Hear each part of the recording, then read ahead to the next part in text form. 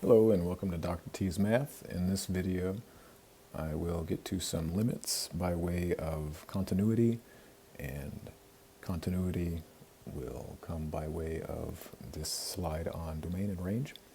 Just a quick review on what's going on with this domain range stuff. We've got inequalities, less than here, and then open parentheses. You can see these curved parentheses means it's excluding A and excluding B, just like X is never actually becoming A or B here since it's less than. It's not less than equal to or greater than equal to. Then we have a closed or inclusive interval with that square bracket, which is less than or equal to, so we're including A and including B. And then you've got any combination of square and circle for one boundary included and the other excluded. And then we've got infinity.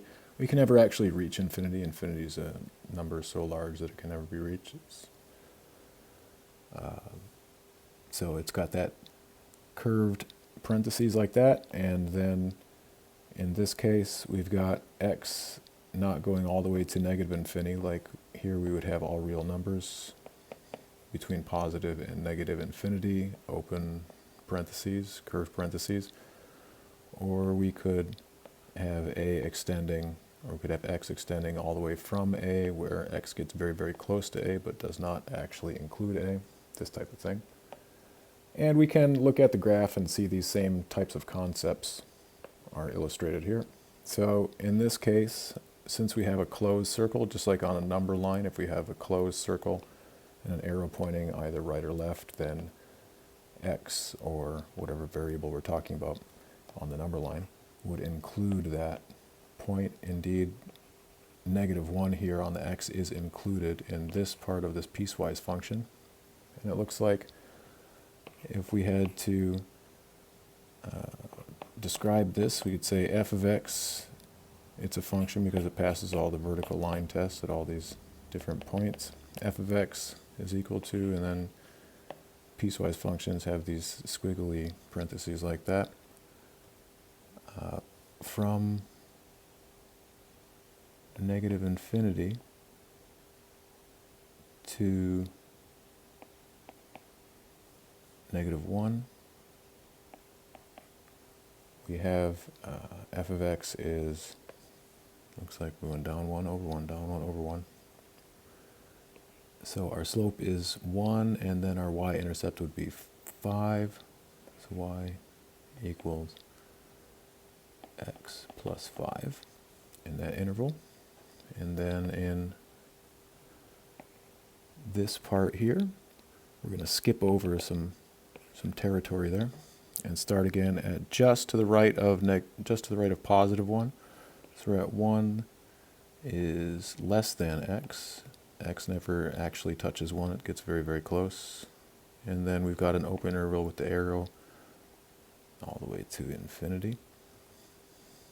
And in that case, it's a straight horizontal line, so y is equal to -2 on that. We've got discontinuity here, and this is a jump discontinuity not only on the y but also on the x. And so as we'll see later, these jump discontinuities mean that we cannot have a limit. There is no limit. It does not exist. As x approaches this point, in this case would be 3.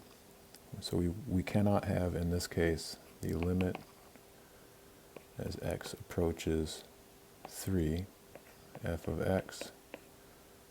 You would say it does not exist because of this jump discontinuity.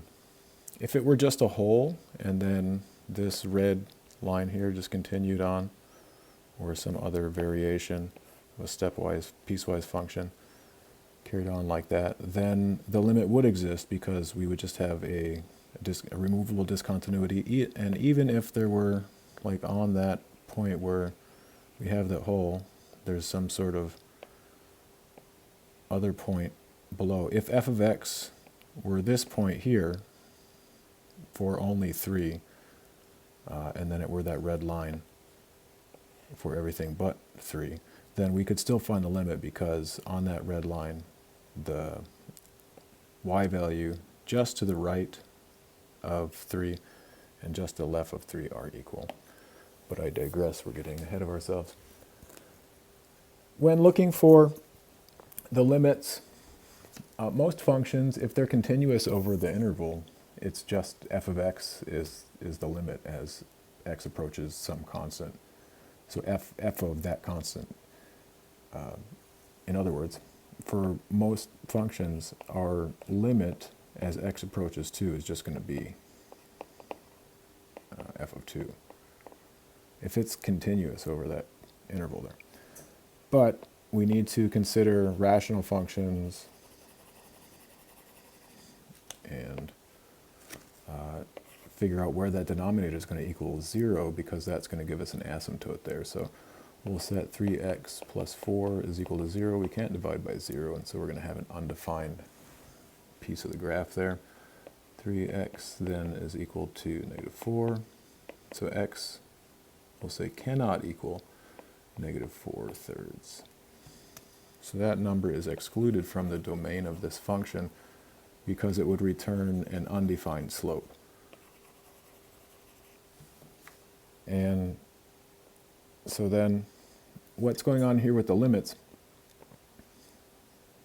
They've got, split this up into quotients, the top and the bottom. It's basically just algebraic division, long division. We could calculate if that's a factor. That's not terribly relevant for finding the limit. So they're looking at the limit as x approaches 1 of g of x, which is the denominator, is the limit as the limit of this function, which is that denominator, when x equals 1. So we got 3 times 1 plus 4, which is 7. So again, as I said, generally speaking, if a function is continuous, then, as we just saw, f of 1 is equal to that limit as x approaches 1. And you might be saying, Mr. T, well, why do we even need to figure out limits if we can just do that? We can find where the denominator equals 0, maybe, where we cannot have that x in the domain. But why do we need to figure out this new thing called limit if we already know that the function is undefined here, or in this case, there's a removable discontinuity, whether it's a curve or a straight line or anything, doesn't matter. That's a removable discontinuity or a hole. We're familiar with stepwise functions. Well, because in this case here, again, going back to that slide where I got ahead of myself, because in these cases, there and there is no limit. So in the first example, f of x is continuous. This is most functions. It's just a curve or a straight line, and it's the collection of all points between one part on the x-axis to another part on the x-axis, and it's completely continuous. Well, there's a limit. F of x is equal to, see, in this case, f of x is equal to the limit as x approaches c. So as x approaches some constant, in this case, though, we can see there's a little bit of a discontinuity there, but we still have a limit because we could bridge that gap and pretend like that tiny, tiny, tiny dot, which is far oversized. That dot is not to scale on the graph, but that one tiny point is not enough to say that the limit doesn't exist. In fact, this is where limits become quite useful, where f of c does not equal f of x as x approaches c. In this case, it just doesn't exist. F of c is not defined. Again, quite useful to know what the value just before and just after that hole is. And then in this case, well, it would be useful maybe, but we're going to have to go from the right-hand side and the left-hand side because this is broken in the middle. There's that jump discontinuity. And so in this case, we don't have a limit. It does not exist. F of c is defined at c, at x equals c. It's just not part of these two other piecewise function elements. And so in this one, in the next one, it's the same as letter D. In letter E, it's the same as letter D, except there's just no dot there. The limit does not exist, and f of c is not defined. Since we don't have that little dot that we had in C over here, in D, sorry. Since we don't have this little dot there over on this graph, then f of c is not defined. And once again, on the last example in letter F over on the bottom right, we have a jump discontinuity, so it doesn't matter if f of c is defined on the interval of some part of the stepwise function. The limit depends on some sort of relative continuity at that point, and with a jump discontinuity, there is no, as I call it, relative continuity. Similarly, as we're approaching infinity, if on either side of the asymptote, or if on both sides of the asymptote, the function is going in the same direction to infinity, or positive or negative infinity, then we could say the limit as x approaches c, so that whatever that number is, that asymptote, from the right and the left, that's this little plus and minus up above c there, then if it's the same, positive and positive, then we can say that the limit as x approaches c generally here in the middle is infinity. But if for this first one, for example, we're going up and down, then it's the same as a jump discontinuity, it's just a very, very big one, from positive to negative infinity. So the limit does not exist, it's undefined. We know there's an asymptote there, but there's something going on with the function that makes it undefined. Let's look at some more concrete examples here. So I'm not going to spell out the domain of the function as such, but let's look at, well, not right away anyway, but let's look at, for number 13 here, all of the parts of this piecewise function. So we're going to start at -8, and we've got -8. It's got a closed circle, so it's less than or equal to x, moving from the left to the right, just like reading English.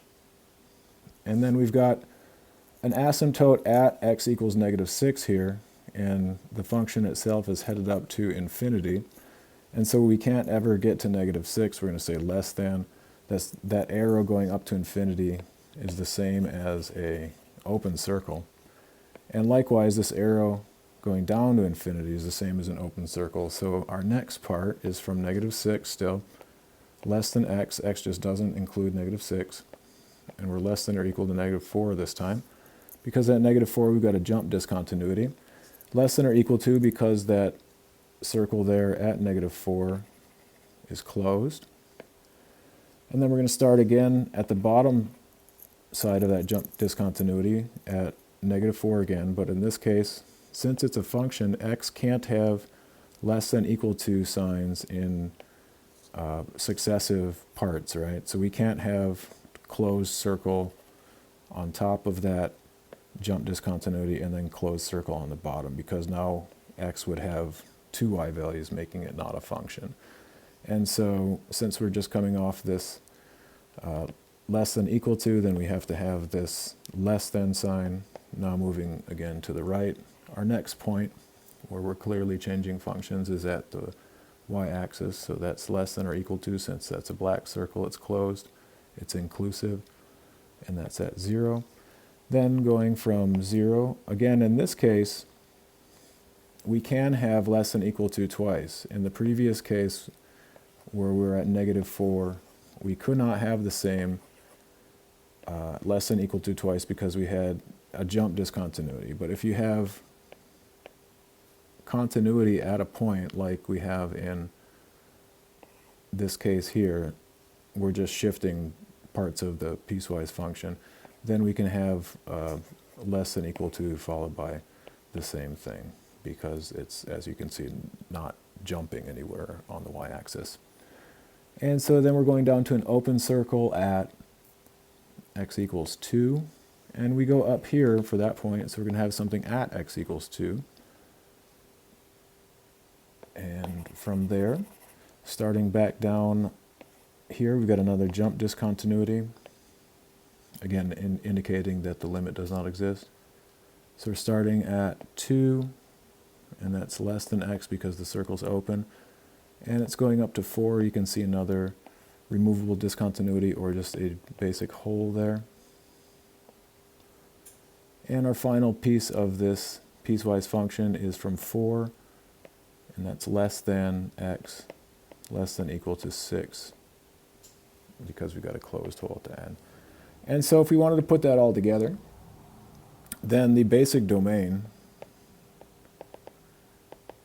is from -8 to 6. But we have to specify that x does not equal -6 or 4. And then we could also put this in set notation. If you recall from unions and intersections and all of those things, you could say that we've got from -8 until 6, closed on -8, open on -6, and then that's the union of, again, open on -6, going all the way to 4. This is just the domain. Because we have a point there at 2, that point is included in the domain, so we don't have to make a special note there. And then this is all the way to open again at 4, because our domain does not include 4, all the way to 6, and then close it. So we can see by these open parentheses here that we don't include -6 or 4. All right, moving along, let's look at some of these limits and values of f of x at certain points. So like number 17, for example, f of 8, well, you can just look up at the graph and see f of -8. Sorry, f of -8 is clearly on that x-axis. So we've got f of 8 is equal, f of -8 is equal to 0, and then f of -4, we're clearly there at the closed circle, so that's going to be 2. Looking next at number 21, it's out of order. As we approach -4 from the left, we're coming up to this point here from the left, and then that's going to equal 2. We can see that point very clearly is labeled for us. But as we approach it from the right, we get a very different value of -2. And that tells us that the limit, down here, number 25, the limit does not exist, D and E. It cannot exist because we have a jump discontinuity right there.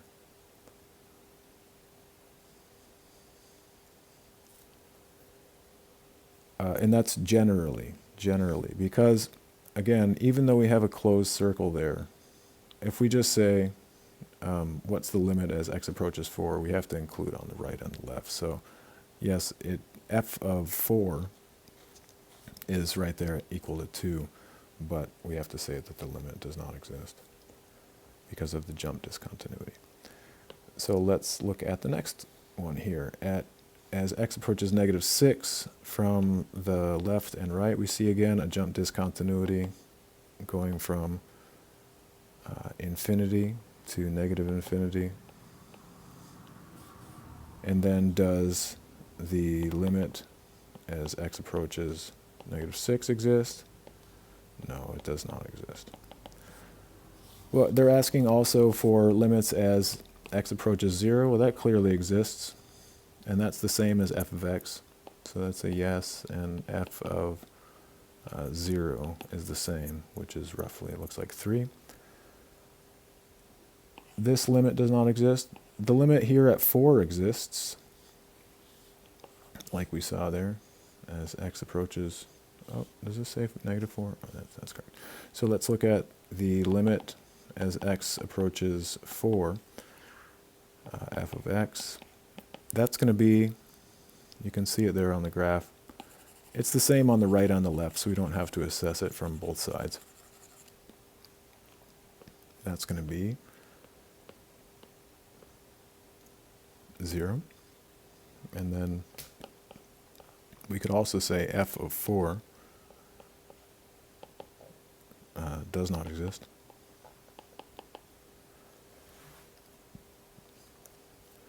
Right. So you can look at these algebraically, graphically. Algebraically, we're looking for asymptotes. Those are values in the denominator that will yield a 0. When we divide by 0, we're going to get undefined slope, and so those are going to be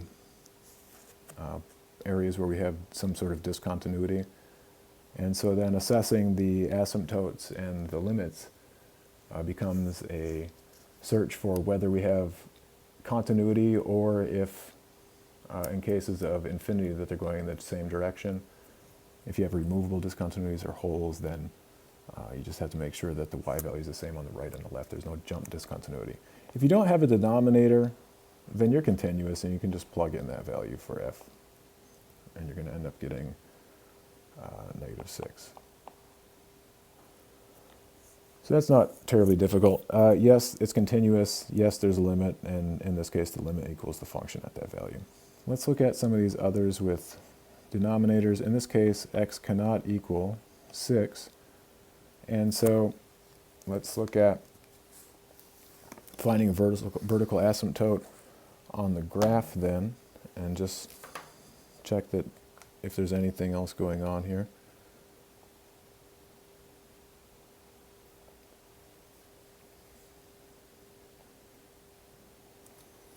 And so we've got f of x, or y, is equal to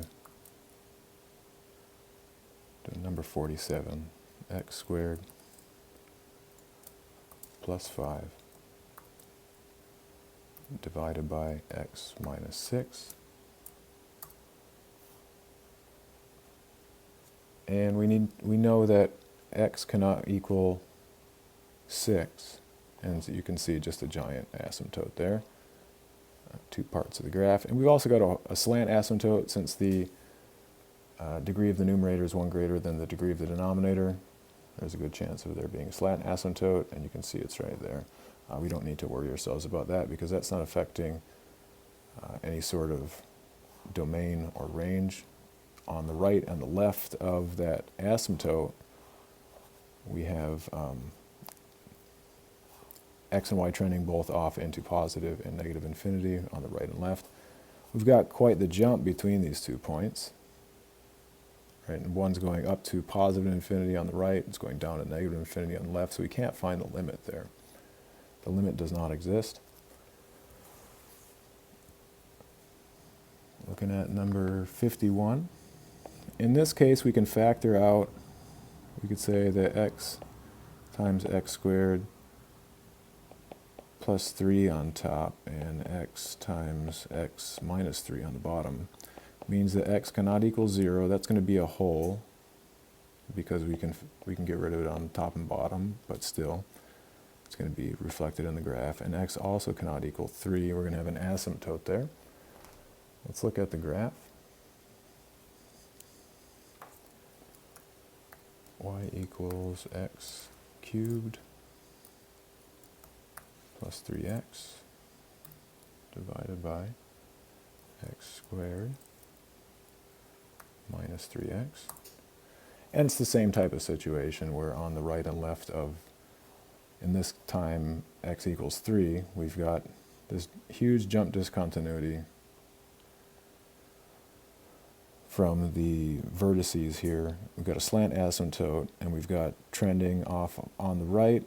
On the right side, it's going to positive infinity. On the left side, to negative infinity, so there's no limit available to assess. Let's try one more, 52.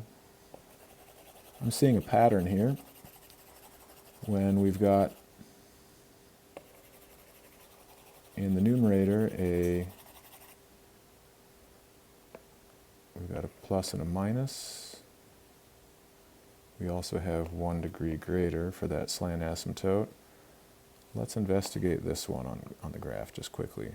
See if it is the same situation where we're going to positive and negative infinity, plus and minus 3.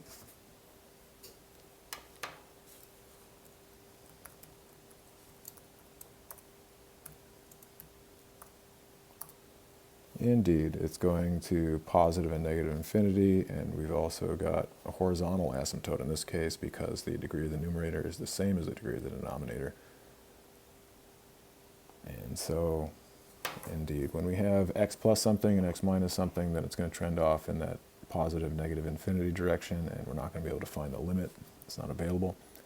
And I think we can assume that number 52 is going to be similar to number 53, but we can see 51. 51 had 1 degree higher in the numerator, so I think 52 is going to be very much like number 49, but we're going to have x equals 0 for a whole, and in this case x equals -6 for an asymptote. Just looking at the degree of the numerator, denominator, and thus the properties of the domain. We're going to have x to the 6th minus 6x divided by, x squared plus 6x. Yeah, and indeed, it's flip-flopped basically, but the same idea that we've got one trending towards negative infinity, one towards positive infinity, x equals -6, and then we should have a whole at x equals 0. Let's type it in.